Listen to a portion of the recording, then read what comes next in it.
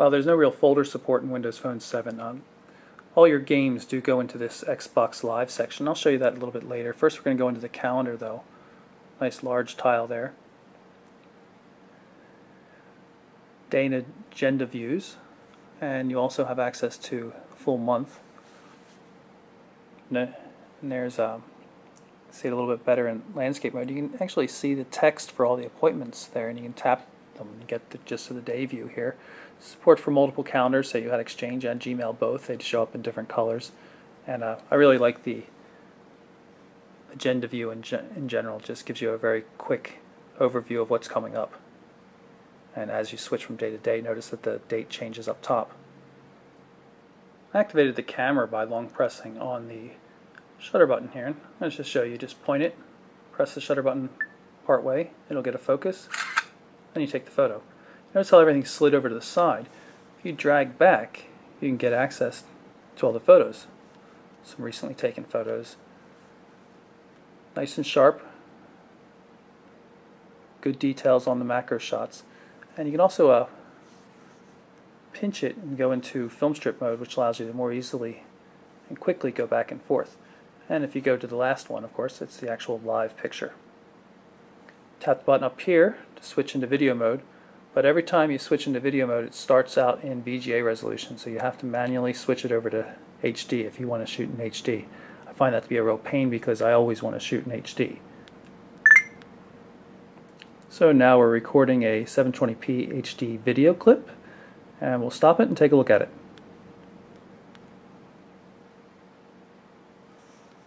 Flip over and hit play. So now we're recording a 720p HD video clip, and we'll stop it and take a look at it. Go back to the start screen and go down to pictures, and you can see how the pictures are organized. Some sample photos loaded in there ahead of time. Pull up the ones we just saw and you can see these same pictures here.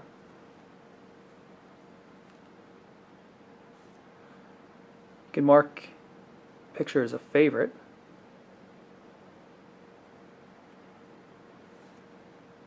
And then they'll show up in the favorites view. And if you long press on the pictures text, you can change the background to a particular photo you want, or have it choose randomly for you. I'm going to choose one.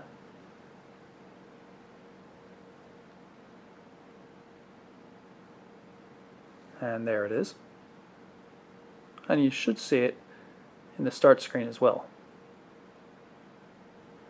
I'm going to bring up the Zune player here, show you some of the music capabilities. Of course, you can get to other things too. You can see the Zune player also does video, so we recently played that video. Some albums I have on there that I newly launched, or newly added rather. FM radio as well, right down here. I'm going to go into my music collection. Just like we saw with contacts, you can tap on one of the letters to skip ahead.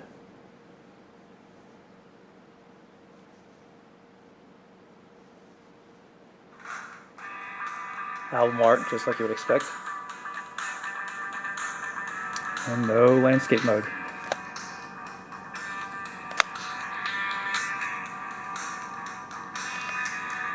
Jump back to the start screen. And I'll lock the device. You can see it's still playing in the background. There are now music controls up here at the top.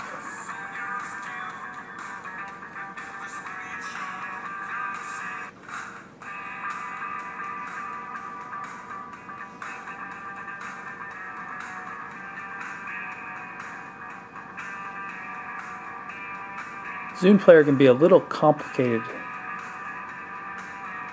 but in general it's a pretty nice experience once you get used to it.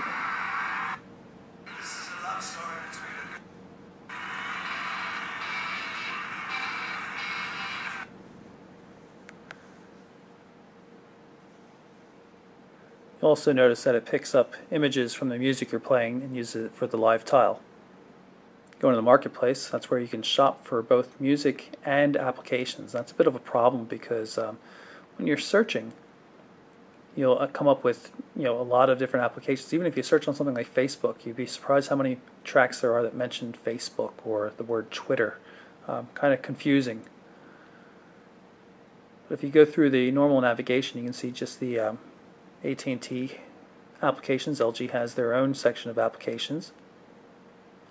All the LG apps and AT&T apps are free. And of course, you can go through and search for applications yourself. A whole bunch of categories here. And you can look at the top apps, just the newest ones, and free ones as well. Let's just grab one of these here and download and install it.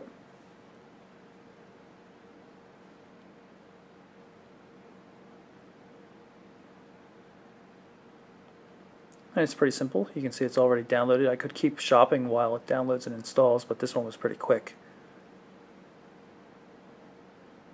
Now it's already done. So if I go back to the start screen, or main menu rather, you'll see the application. It shows up at the end just because that's an alphabetical list. So Workout happens to come at the end.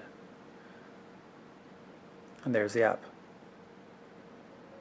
Microsoft's Bing Maps is quite nice. Makes good use of 3D imaging, just really attractive. Go into aerial view. I mean, everything looks really very nice. Does not work in landscape mode though. A little unfortunate. So I'm going to type here and I'm going to say pizza, and the text is going in portrait mode even though I'm typing in landscape mode. And there are some of the pizza results. Now this supports landscape mode, so it's kind of annoying. But one great thing about the local searches in Bing, shows ratings for restaurants, phone numbers, even gives you the hours and everything, which is really kind of cool. You can get that from search as well. Say, stick with the food thing. Dairy Queen. All the results come up. Paid results right there. That's an ad, but then the local results.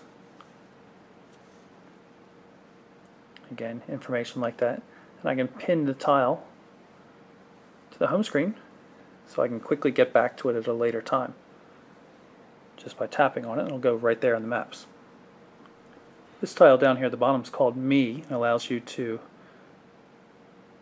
enter in social networking status updates. Right now this is only hooked up to Windows Live, but you could also hook it up to Facebook and it'll pull down Facebook contacts as well. Right now I've just got Windows Live contacts and the ones from my Gmail. There's no built-in support for Twitter or MySpace though. If I want to add a status message, I can just type in something quickly.